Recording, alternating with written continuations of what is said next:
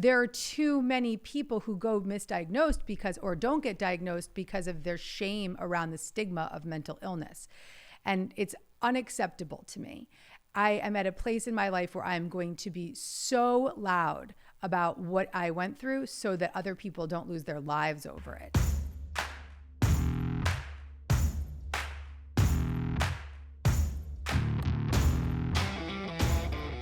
I spent 3 years trying to conceive my son. And the word trying is the operative word, because we get very hooked into the timeline, when, how old you are, how it should be. I spent probably at least 2 years plotting my ovulation cycle around my book tours or whatever the hell else I had going on. And it was just this major control issue that I had. My body was not getting pregnant for many reasons, which I can share about. But the bigger purpose of this journey for me was to ground myself in the spiritual tools for surrender. So much so that living the experience of not getting something I wanted when I wanted it in such a big, profound way, living that experience as a spiritual student and a spiritual teacher was one of the greatest gifts that was ever given to me, because it gave me this full-bodied surrender of having to surrender more and having to awaken into the presence of what it really meant to surrender, not just talk about it from the standpoint of, oh, just go let it go, but to really not give it up, but instead give it over. So I, in that period of time, started living these practices, which ultimately became a chapter in my book, The Universe Has Your Back. It is the topic of my Super Soul Sessions talk for Oprah. It became a method of surrender, which really involved being grateful for what I did have rather than for what was lacking, focusing in the present moment, connecting to the universe and asking for spiritual guidance, really surrendering through prayer, really taking my hands off the wheel through prayer and giving myself permission to give this desire over to a higher power of my own understanding rather than trying to control it. When it comes to conception, it's a very, very difficult thing for people to release. Anyone that's listening that's had a journey to conceive, however long or short it may have been, knows that that can be really challenging. It can be heartbreaking. There's no real area where I think women suffer silently. This is one of the top areas where I think women silently suffer, because there's so much stigma around infertility, and there's BS stigma around what you're capable of at your age or whatever it is that it takes to get pregnant. And the thing that we really leave out, Aviva, and this is something we must talk about today, is how much spirituality and God's plan is involved in the journey towards conception.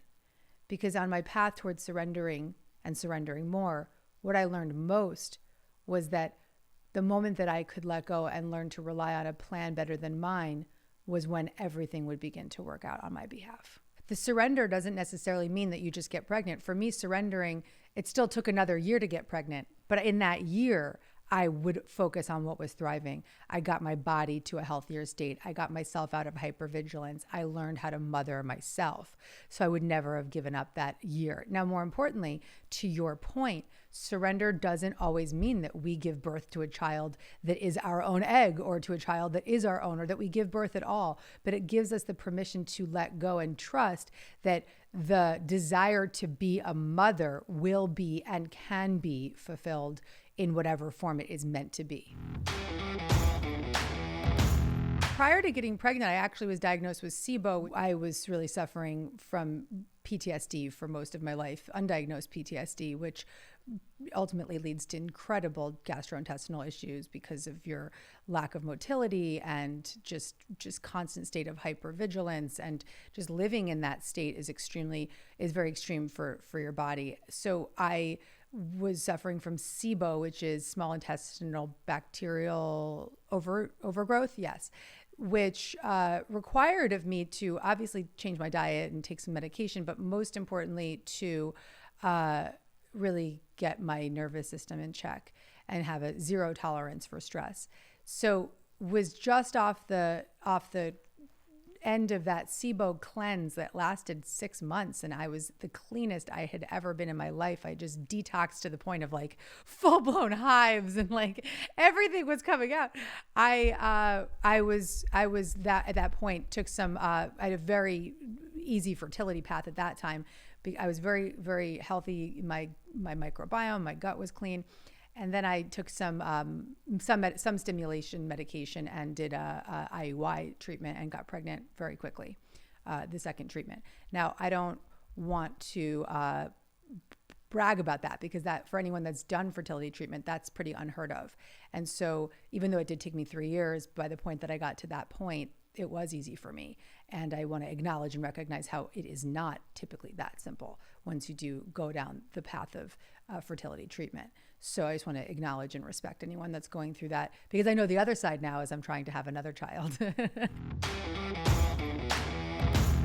I love being pregnant. I love it. I really don't like the first trimester, but I loved being pregnant, and I just loved just witnessing the power of my body. And I think that the pregnancy was epic. And then the thing that one of my favorite things to share about, I write about it in my book, Super Attractor. I've shared about it and moved to tears on stage, was being in the birthing suite in this tiny little country hospital where I had envisioned and manifested my Beyonce birth, because I wanted to be the only one on the floor, which was very possible in the town I live in. And there's like a 6-suite birthing center. And I was the only person birthing there with the 6 nurses. And then I had Dr. Aviva fucking Ram as my midwife, or my birth assistant or helper. And I had my acupuncturist, Terry, who is just one of the most epic women in the world. And then I had my husband and my amazing doctor. And I remember my doctor just kept looking over, and he's like, your midwife, she seems to know a lot. And I was like, she's a Yale trained physician too, sir. He didn't want to necessarily know that right away, but it was very funny the whole time. It helped after. Oh yeah, it helped me when we were pushing at the end. So it was just like mantra music and hypnobirthing and all the visualization and Aviva and Terry and Zach in the corner holding space. And it was the most unbelievable day of my life. It will go down in history as one of my most proud moments of my strength and ability and intuition, because, I got all the way to, 8 centimeters, and it was sort of the finish line for me. And I decided to take an epidural. And I remember looking at Aviva and Terry, and like any good birthing coach, they were like, you're almost there, you can do this. But even in my heart, I knew I'll end up on the table being cut open, because I'm almost at 24 hours, let me just do what I intuitively, I'm not going to be a hero here. Let me finish this off in the way that's meant to be. And that was right too. Just listening, but also trusting and just birthing in such an epic way. And I just remember like moaning, and I kept saying, which is of course a word for God. And I kept moaning that and I just have such visualizations of that day, and I can't wait to do it again. Within probably 3 months, around 3 months, which is an important thing to note, because people typically say that postpartum occurs in the first 6 weeks. Well, it wasn't the case for me.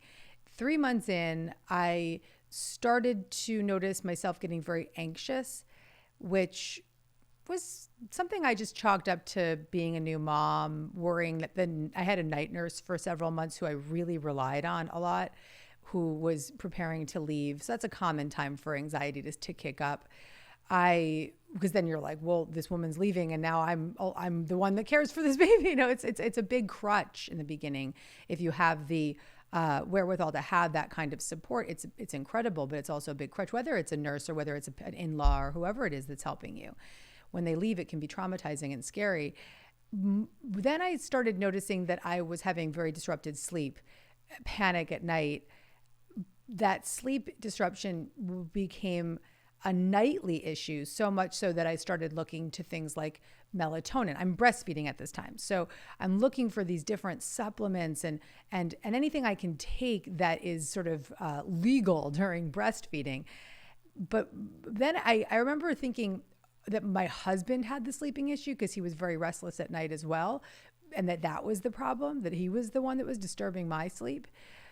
Eventually, I ended up going from bed to bed and different couches and sofas, and few hours a night turned into no hours a night, where I started to reach out to you and other acupuncturists and friends and people in the wellness space to get some guidance on how to fix the sleep issue, but was not actually looking at the underlying condition, which was anxiety.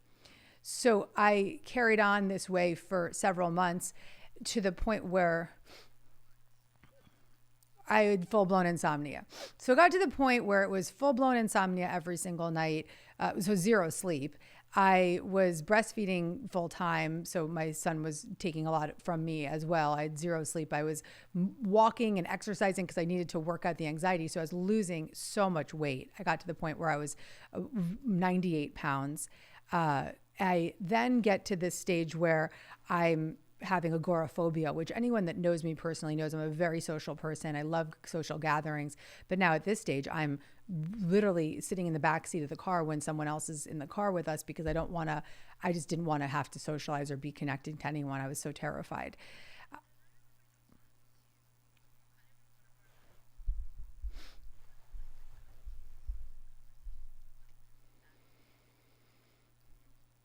I was afraid to get in the car, afraid to go to sleep at night, afraid to shut the lights, afraid to be alone. It was a really dark period. And then of course, with insomnia comes depression, because if you don't sleep, you get depressed, is period. And anxiety is actually a diagnosis, otherwise known as depression. It is under the postpartum anxiety, I believe, and you can correct me, but my psychiatrist has explained that postpartum anxiety is a form of postpartum depression. Yes. So while you are just looking for the signs of depression, I was severely anxious, and that anxiety is what led to the insomnia, which is what led to the depression, and eventually suicidal ideation, where it wasn't to the point where I was like plotting my death, but saying things like, I want to die. I want to kill myself. I can't go on like this. I want to step into traffic. And not that I think I would have done it. I have no idea what I would have done if I kept going that way, but I had gotten to that space. But the thing was that because I wasn't technically depressed and more anxious, I didn't understand that too was a diagnosis. And I wasn't fully admitting the truth to myself, which ultimately, how could I admit it to you or my friends or my physicians when I'm just not admitting it to myself? I also had been in this space that is very, typically very, not against, sometimes against. I mean, we're in a space where a lot of the authors and speakers and doctors and teachers are not going to recommend a path of an antidepressant, so for me, I kind of ruled it out. It wasn't really an option. So if that's not an option and that's not on the table, then I'm just like sort of medicating with nothing. I'm flying by the seat of my pants with meditation, which wasn't working anymore, and prayer, which wasn't working anymore. I hadn't slept the entire night, and I had a talk that day, and I canceled the talk, and it was the first time in 15 years that I hadn't shown up for a contracted speaking engagement. It was just I'm a shower upper, and I didn't show up, and that was the moment when I called my therapist, and I every morning was calling my therapist to give her the update of how bad things were. Finally, she said, get Zach on the phone. She put me and Zach on speakerphone. She said, you are having a biochemical condition. Your tools are no longer working, meaning my spiritual practices and all the methods I was applying. You need to talk to a psychiatrist. I was able to hear her. It was the point of full surrender. Sometimes you have to hit, for me, at times in my life, I've had to hit full bottoms to fully surrender to the path. And this was just another example of that. That day I called a great friend who's a psychiatrist. He put me in touch with one of the leading postpartum psychiatrists in New York City. Alexandra Sachs, yes. Within 48 hours, I was in her office, and on the spot, she diagnosed me with postpartum depression and anxiety and handed me a prescription for Zoloft. And at the time, for a period, I also needed a sleep aid that would be acceptable on while you're breastfeeding as well. And so I took that prescription. Now, meanwhile, I'd been brought up homeopathic, couldn't even remember how many times I ever even stepped into the pharmacy. I didn't know what to do with the prescription. And I walked out of the office, and I looked and I just called Zach, and I said, I finally feel relief. I hadn't even taken a pill. I just felt the relief of knowing that there was a plan. So I got that prescription and I ran there, and I just couldn't have been more grateful. I know God gave me postpartum depression so that I could be a voice for a therapeutic psychiatric response to it, because there are too many people who go misdiagnosed because, or don't get diagnosed because of their shame around the stigma of mental illness. And it's unacceptable to me. I am at a place in my life where I'm going to be so loud about what I went through so that other people don't lose their lives over it. And I had 2 or 3 different therapists helping me at the time, all of whom I was still not that forthcoming because I was so afraid of admitting this to myself. And so you're doing a beautiful job of sort of acknowledging to the carer, whoever it may be, whether it's the doula or the doctor that's friends with somebody, like, be conscious of that. But the more important thing that I have to admit, and this is for anyone who's out there that does have that doula that's a friend, is I became extraordinarily codependent with you. Like, I would really put a lot on you, and you, as such a caring, educated, divine person that you are, continued to show up for me. And so it's an interesting dynamic when your friends are in the healthcare profession, and it's almost one of those things where I would say you can ask them advice, but then always, leave them alone because it can get really, especially when you're in crisis, because when it's a friend, you can feel really codependent with them. I got there. I know God gave me postpartum depression so that I could be a voice for a therapeutic psychiatric response to it, because there are too many people who go misdiagnosed because, or don't get diagnosed because of their shame around the stigma of mental illness. And it's unacceptable to me. I am at a place in my life where I'm going to be so loud about what I went through so that other people don't lose their lives over it. I just think that as a friend, as a doula, as a spiritual sister, as a husband, you need to be looking out for that postpartum mama in the first year of postpartum, and even beyond, Aviva. I think you could probably even say this stuff can linger. So that person, they're got to ask questions. They have to say, and they have to be willing to accept that this could be a biochemical condition, and encourage people to use the resources that are available. And the best resources is the Motherhood Center in New York City. They just take people in. Catherine is one of the most divine psychiatrists, and I can't acknowledge them enough. It wouldn't have mattered if somebody had diagnosed me sooner, because I wasn't willing or ready to accept that diagnosis until I was ready to accept it. But I wanted to be seen. I do recall my mother-in-law, God bless her, she was only loving in this moment, but on Mother's Day, I actually said in the back of the car, I want to kill myself. And I was hysterically crying in her kitchen to her and my sister-in-law. And my mother-in-law put her hand on my shoulder and she said, "Oh, it's always hard to be a new mom. And this is just anxiety." And I was like, this isn't just anxiety. So I wanted to be seen. I wanted to be acknowledged. And in many ways I was. I think if I were to advise any spouse or close friend or parent, I would say that the second that you start noticing they're being overly anxious to the point of not sleeping, or eating patterns changing, or disturbed energetic patterns and behaviors in any form, don't have any shame around suggesting that they talk to their OBGYN about how they're feeling, or to a psychiatrist, or even to a therapist, because this is it's far too common that this occurs. So of course, rule everything out first. I'm not suggesting that people go jump on an antidepressant, but I am suggesting that you don't avoid it if you need it, and if you have a proper diagnosis. I think that the main message I want to share is that not only did the medication save me from postpartum depression, but it also gave me a safe baseline for me to do the incredible transformational work of really reprogramming my neural pathways through the journey of somatic experiencing and EMDR as a result of really shifting out of PTSD, because one of the things that I must mention is I am also a trauma survivor. I think that if women have had disorganized attachment or unresolved trauma, it will kick up postpartum.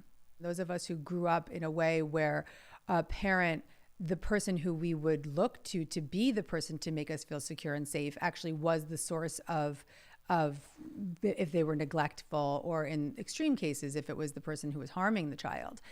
But if there was neglect in any form, you can grow up with a disorganized attachment style, which ultimately can be very dissociating for a person.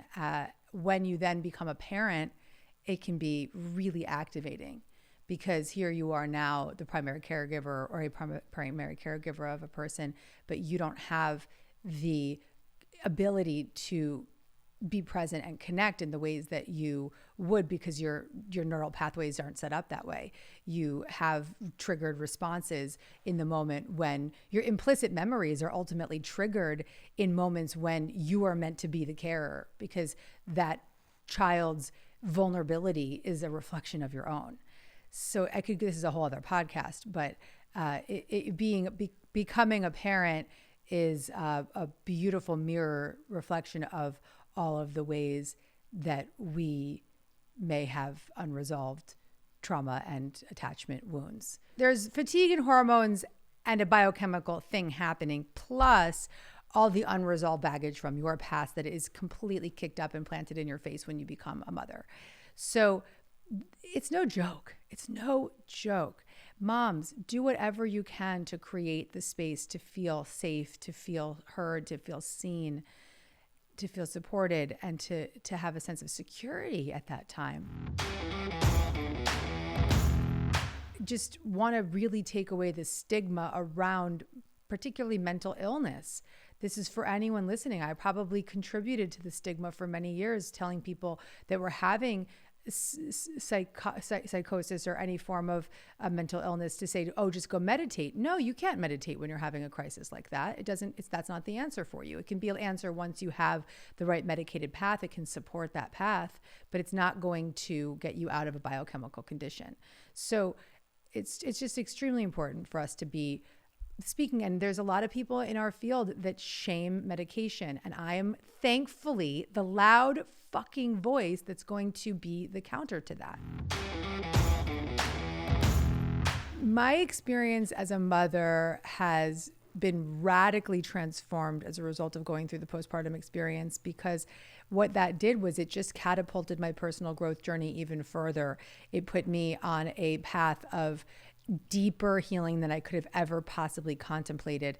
As a result of having the bravery and the willingness to go to those places, I'm now actually for the first time in such a fabulous state. I've never been this happy in my life. I've never felt this more safe in my body. I've never felt this present, because I had suffered for 40 years with PTSD, dissociation, and just living in a state of hypervigilance.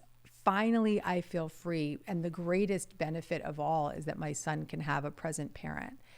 Then, as a result of having the bravery to go through that, I've had the bravery to look at my own past experience and the unresolved attachment wounds so that I can be a source of security for him. One of the resources that I would recommend, and the most important thing I could recommend beyond getting help if you think you have postpartum depression, the last resource is read every single book that Dr. Dan Siegel has written, because his books are transformational. They will heal you as an individual and make you a better parent. When we understand our child's brain and when we understand our attachment experience from our childhood and can adjust as an adult, we do have the power to undo the patterns that we lived with and we grew up with so that our children can have a better experience. So that's my last and final message for you. If you like this video and you want to get more Gabby, check out the next one right over here.